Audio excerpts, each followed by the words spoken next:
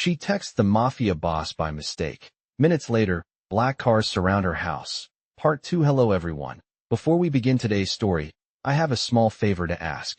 Please hit subscribe and turn on the notification bell so you never miss our channel's new videos. It's quick, free, and the best way to support us in bringing you more dramatic stories. Your support means the world to us. Where are you watching from? Drop your city or country in the comments below. Thank you very much. Now, let's return to the main character. My phone vibrated once on the kitchen counter, a soft sound that shouldn't have meant anything, and yet my stomach tightened the second I saw the unknown number on the screen. I had been half asleep when I sent the message, fingers moving on muscle memory, replying to a name I thought I recognized from work, a simple text, harmless, forgettable, or so I believed. The reply came less than a minute later, short and polite, almost too calm, and that was when unease crept in, the kind that doesn't shout but settles quietly in your chest. I told myself it was nothing, just another wrong number, another small mistake in a long day, and I tried to laugh it off as I rinsed my coffee mug and stared out the window of my small suburban house.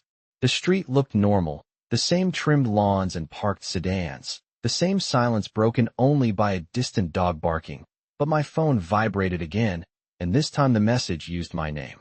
Emily Carter. Seeing my name on that screen felt like ice water down my spine. I hadn't told anyone who I was. Not yet. Not ever. And my hands trembled as I typed back a single question, asking who this was. The answer didn't come in words. It came in timing. Headlights flared outside, bright and sudden, washing my living room walls in white. Then another set, and another, until the quiet street outside my home was filled with dark vehicles idling neatly along the curb like they had practiced this moment. I stood frozen between the sink and the counter, my heart beating so loudly I was sure it could be heard outside. The phone buzzed again, and this time the message was simple. Please don't be afraid. I stared at those words, wondering how anyone could ask that while surrounding my house with black cars at 9:30 on a Tuesday night. A knock followed, firm but unhurried. The sound of someone who knew I would open the door eventually. When I did, the man standing on my porch didn't look like the monster my imagination had created in seconds of panic. He was well-dressed, calm, his voice steady when he introduced himself as Victor Hale, as if we were meeting for coffee instead of in front of my shaking hands and racing thoughts. He spoke without raising his voice, explaining that my message had reached him by accident. But accidents, he said gently, still have consequences. He assured me no one was there to hurt me, that the cars were precaution, not punishment, and somehow that made it all feel heavier, more real. I realized then that my small mistake hadn't pulled me into danger out of malice, but out of proximity, and as Victor met my eyes, I understood something else just as clearly. Whatever world I had stepped into by pressing send, there was no pretending it hadn't happened, and the night, quiet and ordinary only minutes before, had already changed the direction of my life. Victor did not step inside right away, and that pause told me more than any threat could have. He waited, hands relaxed at his sides, as if giving me the illusion of choice, as if this was still my porch and not a boundary between the life I knew and something else entirely. The air smelled like fresh-cut grass and warm asphalt, ordinary things that felt wrong against the quiet tension pressing into my chest. I wrapped my arms around myself, realizing my fingers were numb, and asked him why he was really here. He looked at me for a long moment before answering, not scanning the street, not checking his phone, just studying my face like he was committing it to memory. He said that when a message like mine appeared on his screen, people noticed, and when people noticed, they asked questions, and questions had a way of spreading faster than control. I told him I would delete everything, that I would forget his name, his face, this entire night, and I meant it, because fear makes honesty easy. Victor nodded once, acknowledging the promise without accepting it, and explained that forgetting did not protect me anymore, because forgetting did not erase curiosity. One of the black cars down the street shut off its engine, the silence growing heavier instead of lighter, and Victor lowered his voice, telling me that someone else had already flagged my number, not him, not his people, but someone who liked loose ends even less than he did. That was the moment my knees felt weak, when the idea that this could get worse became real. I asked him what he wanted from me, and his answer was simple and unsettling. For now, He wanted me to stay exactly where I was, to not make calls, to not pack bags, to not alert neighbors, because sudden movement drew attention. He said it like advice, not an order, and somehow that made it more frightening. I invited him inside then, not because I felt brave, but because the space between us felt unsafe, and I needed walls, even thin ones. Inside, the lights were too bright, exposing my modest living room, the couch I bought secondhand, the stack of mail on the table, proof that I was not part of his world. Victor noticed everything without commenting, his gaze pausing on the window facing the street before meeting mine again. He told me he would have his people maintain a presence outside for the night, just enough to discourage interest, and that in the morning we would talk about next steps. I asked him what those steps were, and he admitted he did not know yet, only that leaving me alone was not an option anymore, not safely. I hated how calm he was, how reasonable, how none of this looked like the danger I had imagined, because it made resisting feel irrational. When his phone buzzed, he glanced at the screen and frowned slightly, then met my eyes with something close to concern. He said someone had asked where I lived, and he had answered before they could finish the question. I realized then that this was not about control for him, but timing, and that whatever shadow had followed my message was already moving. Victor promised me that as long as I listened, as long as I stayed visible to him, nothing would happen to me tonight. I did not know whether to believe him, but as the headlights outside dimmed and the house settled into an uneasy quiet, I understood that believing him was the only choice I had left. Morning arrived without relief. Only a thinner layer of fear stretched over everything I touched. I had not slept, not really, just drifted between the couch and the window, watching the black cars outside change shifts with quiet efficiency. Victor remained in the house, seated at my small kitchen table like he belonged there, jacket off, sleeves rolled neatly as he drank plain coffee and spoke into his phone in low, careful sentences. He did not raise his voice once, but every call ended with immediate compliance on the other end. When he finally looked at me, he asked how I took my coffee, a normal question that felt surreal after the night we had survived. I answered automatically, and he poured it the way I liked. No sugar, a splash of milk, and that small attention unsettled me more than the cars outside. He said the morning brought clarity, and clarity brought decisions. Someone had been testing his perimeter, he explained, not aggressively, just enough to see who responded first. He had responded, and that mattered. I asked what that meant for me, and he told me the truth without softening it. It meant my house was no longer invisible, and invisibility was the only thing that had kept me safe before. He offered me an option that did not feel like an option at all. I could stay, under watch, for a few days while he closed doors I had accidentally opened, or I could leave with him to a place designed for privacy, where questions did not reach. I stared at my walls, at the photos that proved a quiet life, and realized how fragile that proof had always been. I asked him if this would ever end, and he did not lie. He said it depended on whether curiosity faded or sharpened. When I hesitated, he did not pressure me, only reminded me that choice still existed, even if the consequences did not. I packed a small bag with shaking hands, choosing familiarity over denial, and when I stepped outside, the morning sun reflected off dark paint and tinted glass, making the street look staged, unreal. Victor opened the back door of the nearest car himself, not touching me, not rushing me, and told me he would answer questions when we were moving. As we drove, the neighborhood slipped away, replaced by highways and exits I had never taken, and I watched miles pass like chapters closing. He explained that the world I had brushed against operated on patterns, not chaos, and that patterns could be redirected if you understood them early enough. I asked him why he was helping me instead of cutting me loose, and his answer came after a long pause. Because once someone was noticed, leaving them exposed invited attention, and attention was expensive. He said protecting me was not kindness, it was efficiency. I believed him, even as something warmer settled beneath the fear.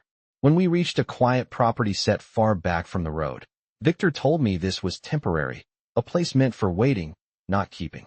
As the gates closed behind us, I understood that my mistake had not trapped me, but it had repositioned me, and the most dangerous thing about Victor Hale was not his power, but the way he made survival feel like a partnership instead of a debt. The house was quieter than my own had ever been, the kind of quiet that felt engineered rather than peaceful, and it took me a full hour to realize there were no clocks on the walls. Victor noticed me noticing and said time moved differently in places meant for thinking. He gave me a simple tour, not grand, just functional rooms, clean lines, windows positioned to show trees instead of roads, and he explained rules the way someone explained weather, not as commands but as facts. Doors stayed locked at night, phones stayed on silent, and names were not used unless necessary. I asked if that included mine, and he said my name was safe here because it mattered to him that I did not feel erased. That single sentence stayed with me longer than it should have. Throughout the day, people came and went without ever crossing my path. Their presence felt more than seen, and Victor remained close without hovering, giving me space while never letting it stretch too far. In the afternoon, he sat across from me in the living room and told me more than I expected. He explained that curiosity followed power the way shadows followed light, and that the message I sent had landed at an intersection where too many interests overlapped. He said he was untangling it, one conversation at a time, making sure my name did not become shorthand for opportunity. I asked him why he did not simply scare them away, and he smiled slightly, not amused but patient, and told me fear faded, but certainty lasted. As evening approached, I realized I had not checked my phone once, and that absence felt like relief. Victor noticed that too and asked if I felt trapped. I thought about it carefully before answering, because honesty had become my safest habit. I told him I felt held in place, not imprisoned, and that distinction mattered. He nodded as if that had been the correct answer, though I had not known there was one. Dinner was quiet, comfortable in a way that surprised me, and he asked about my life before the message, about my job, my routines, the things that made my days predictable. He listened without interruption, and when I finished, he said predictability was a form of wealth people underestimated. Later, as night settled in, Victor received a call that changed his posture, not with alarm, but with focus. He told me someone had tried to reach out indirectly, fishing for confirmation that I was still accessible. He had closed that door firmly, and the attempt had already lost momentum. I felt a strange mix of relief and guilt, realizing how much effort my mistake required to contain.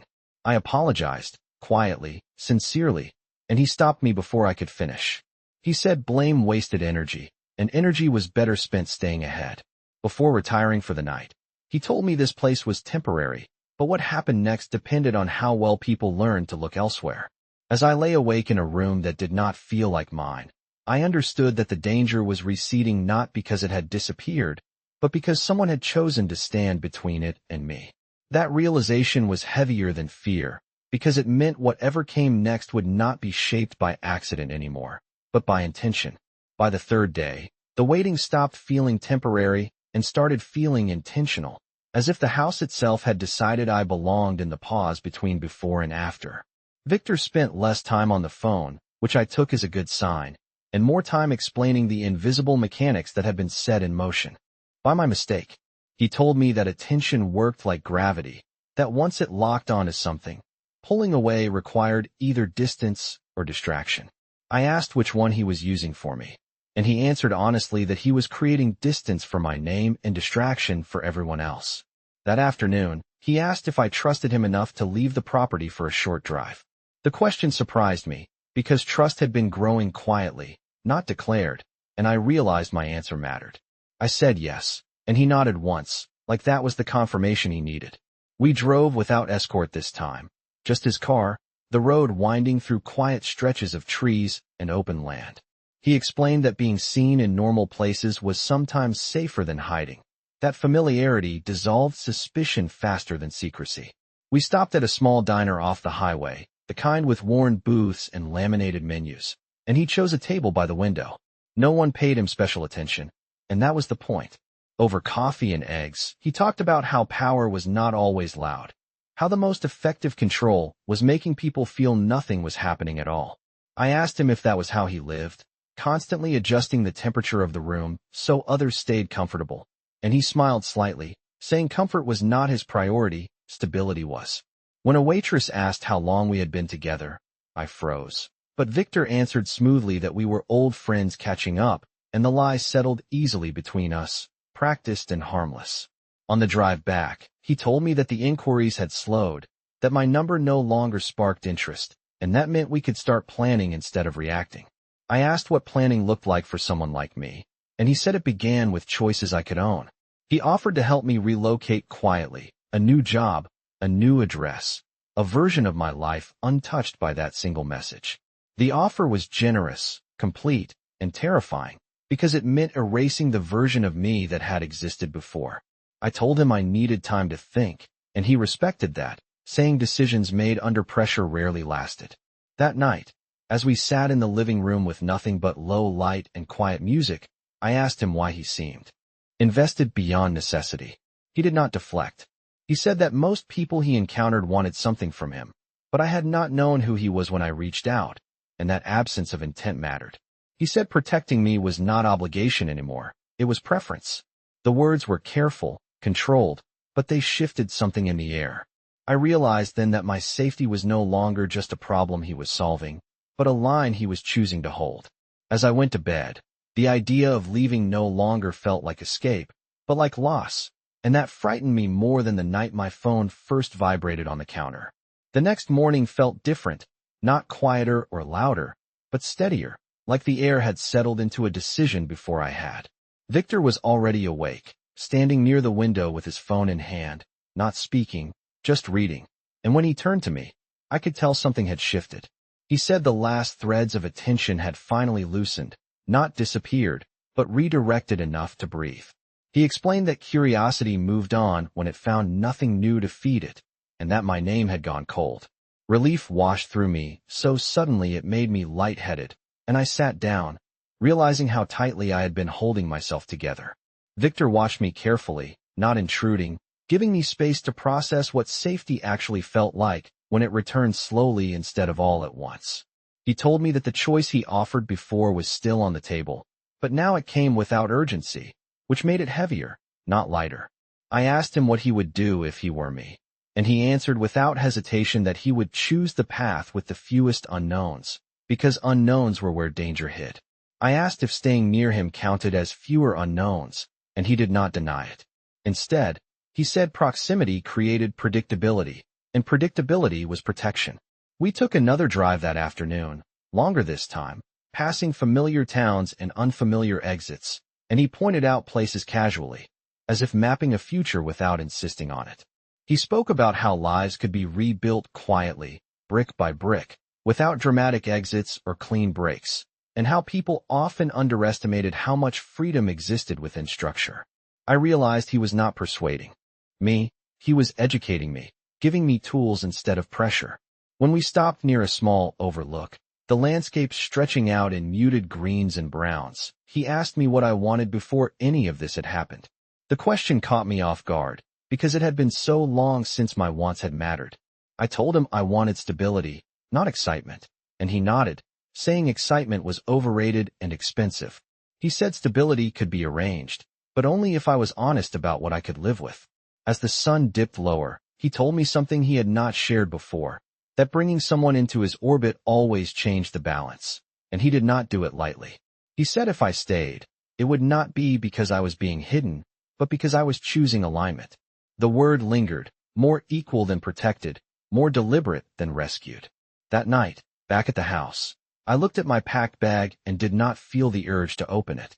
I understood then that leaving would not mean reclaiming my old life, because that life no longer existed the way I remembered it. What I had now was awareness, and someone who treated that awareness as something to guard, not exploit. When Victor told me he would respect whatever decision I made in the morning, I believed him, and that belief mattered more than the promise. As I lay awake, listening to the quiet hum of a place built for waiting, I realized that the mistake that had brought me here had also revealed a truth I could not unsee, that safety was not the absence of danger, but the presence of someone who chose to stand between it and you, again and again, without being asked. The decision did not arrive all at once. It formed quietly as the day unfolded, in small confirmations rather than dramatic moments. Victor did not ask again in the morning, which I appreciated more than pressure, and instead treated the day as if I had already chosen to stay. That assumption felt respectful, not possessive, and it allowed me to observe my own reactions without being cornered by them. We spent the afternoon reviewing practicalities, not ultimatums, and he laid out options with the same calm precision he applied to everything else. If I remained near him, my work could continue remotely for now, with introductions made later under circumstances that made sense. If I wanted distance eventually, it would be managed gradually, without sudden disappearances or stories that invited speculation. He emphasized that nothing had to be decided immediately, only that clarity came from understanding the shape of what you were agreeing to. At one point, I asked him if he ever regretted the way his life constrained the people around him, and he paused longer than usual before answering. He said regret was a luxury he rarely afforded himself, but awareness mattered, and he was careful about who he allowed close, because proximity to him changed trajectories whether he intended it or not. The honesty in that answer grounded me, because it acknowledged the imbalance without pretending it did not exist. Later, as we walked the property grounds, he told me that alignment did not mean obedience, it meant transparency, and that he valued resistance when it was thoughtful rather than reactive. I realized then that he was not looking to shape me into something useful, but to understand whether my instincts complemented his world without being consumed by it. That distinction mattered more than I expected. As evening approached, he received confirmation that the situation tied to my message had fully dissipated, redirected by newer, louder distractions elsewhere. He showed me the proof without dramatizing it, letting the relief speak for itself. I felt the tension I had carried for days finally loosen, replaced by something steadier, almost hopeful. Over dinner, we talked about boundaries, about what staying would and would not mean, and he made it clear that my consent mattered in ways that extended beyond words. He said control that relied on fear was inefficient and temporary, and he preferred arrangements that lasted. When I told him I needed to feel like myself in whatever came next, he said identity survived best when it was acknowledged, not erased. That night, I stood by the window alone, watching the lights of the property glow softly against the dark, and I understood that leaving would not restore the life I had lost, but staying offered the chance to build something deliberate in its place. When Victor joined me and asked quietly if I had clarity, I did not hesitate. I told him I would stay, not because I was afraid to leave, but because I chose to understand the world I had touched instead of running from it.